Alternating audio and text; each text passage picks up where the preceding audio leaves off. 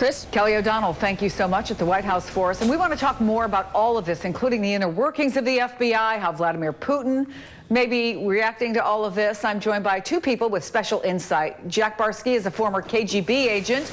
He's the author of Deep Undercover, My Secret Life and Tangled Allegiances as a KGB Spy in America, but he defected and became an American citizen, we should point out. Also with us, former FBI double agent Naveed Jamali, who is an MSNBC contributor and author of How to Catch a Russian Spy. So I want to start by playing what Democratic Congressman Sean Maloney had today, what he said today on Morning Joe. My God, when the guy is on the scent and you fire him abruptly, bizarrely, disrespectfully to the FBI. Oh, and excuse me, in the same news cycle, you're palling around in the Oval Office with the Russians. Tell you what, my dad served in the Navy. He was a rock-ribbed conservative Republican. He would have been disgusted by those images of an American president laughing it up with those Russians in the Oval Office at the same time as he's firing the FBI director. So, Naveed, I wonder what you make of the president thinking about he might go over to the FBI, could be some concerns about morale problems, and the folks you know over there, what are you hearing? Well, Chris, when I think of the investigation, I think that there are two silos. The first silo is perhaps the determination of this criminality and assignment of blame, but it's the second silo that the people I know are involved in, people like Jack and I, and that is the operational side. Look, if the 17 intelligence agencies who assessed that the Russians were trying to meddle in our election, if that operation, that Russian operation, was 1% successful, then this, by definition, is probably one of the worst counterintelligence failures that this country's ever experienced. Those people in the counterintelligence community are demoralized. I mean, this is something that when you think about an investigation, by starting by saying this is a failure, you then have the opportunity to find how to fix it.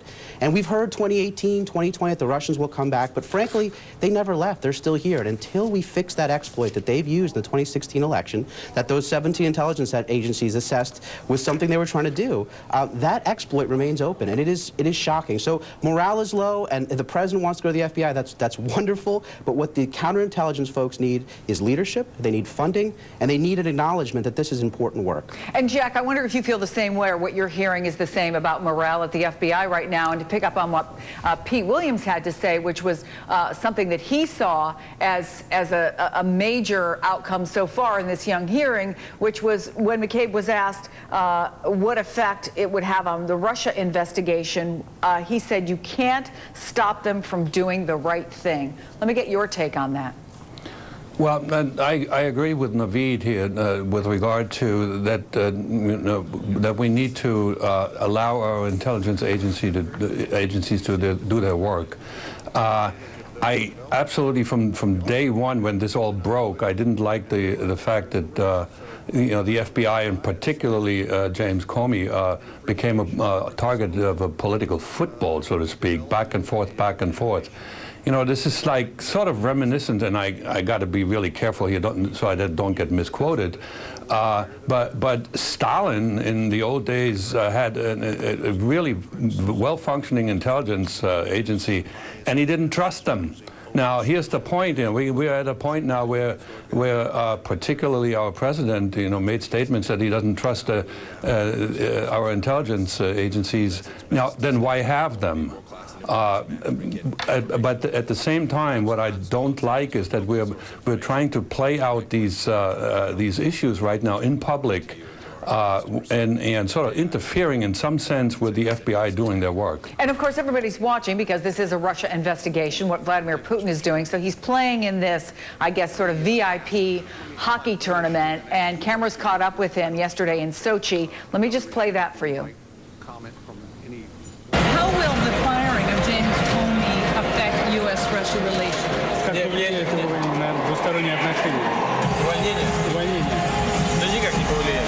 There will be no effect.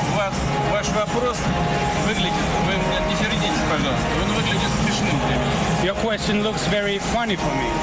Don't be angry with me. Мы не имеем к этому никакого отношения. We have nothing to do with that. Президент Трамп действует в рамках своей компетенции. President Trump is acting in accordance with his competence and in accordance with his law and constitution. So we hear that very straightforward, but when you hear it, Jack, how do you think President Putin views what's going on here? Oh, he's sitting back and, you know, they have succeeded beyond their wildest dreams, because all they were, what they were out to do here is create mischief and create sort of the chaos that we have now in our government to deflect from what we really need to focus on, which is, you know, the threat that is coming at us from all kinds of different areas of the world, including Russia. And that's what the Soviet Union and its successor state has always been trying to do. And this time, I think they're wildly successful, even though they're not necessarily that competent. The lack of competency, in my estimation, is the fact that when the hack was, the data were released about the French election, which was at the point where it was not meaningful. But you know, it's like, you know, Putin saying, guys, we did good. Continue. And I want to go back, if I can, Naveed, to the sound we heard at the beginning, which was when Sean Maloney was complaining about what we saw from the White House yesterday, because it wasn't the White House, but rather Russia that put out photos of the Oval Office meeting between President Trump and Foreign Minister Sergei Lavrov, and even the ambassador Sergei Kislyak, who's been at the center of a lot of this stuff. What did you make of it when you saw this coming out of Russian media?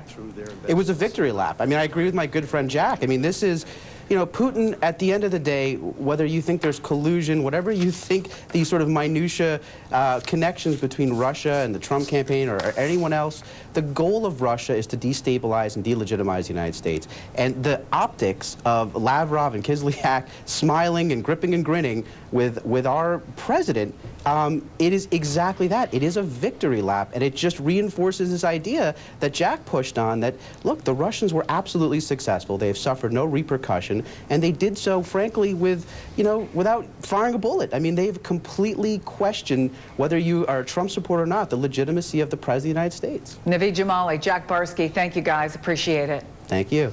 And we're continuing to monitor that Senate Intelligence Committee hearing where the acting FBI director and the CIA director continue to answer questions. We'll have developments for you as they happen.